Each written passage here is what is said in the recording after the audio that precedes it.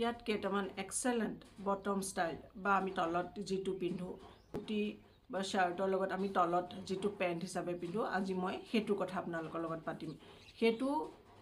perfect হোৱাটো পাৰফেক্টকৈ choose কৰাটো সেইটো কিমান জৰুৰী আমাৰ মানে ষ্টাইলৰ কাৰণে আমাৰ এলিগেণ্ট লুকৰ কাৰণে আজি তাৰ কথা পাতিম তলত পিন্ধা পেণ্ট বা প্লাজোৰ কথা পাতিম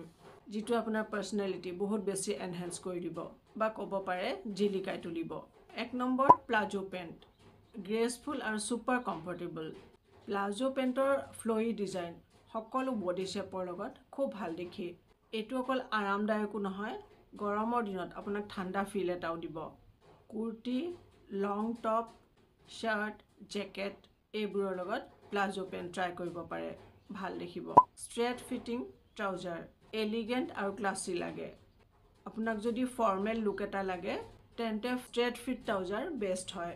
ৱৰ্ক প্লেছ পাৰ্টি বা ডেইলি ৱেৰ হ'লেও সহজতে কেৰি কৰিব পাৰে এইটো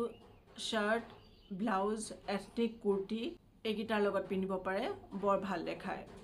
number 3 wide leg pant modern আৰু ট্ৰেণ্ডি লাগে এইটোৱে আপোনাক ওখ মানে হাইটটো বঢ়াই দিয়ে আৰু ষ্টাইলিছ লুক এটা দিয়ে প্লেইন বা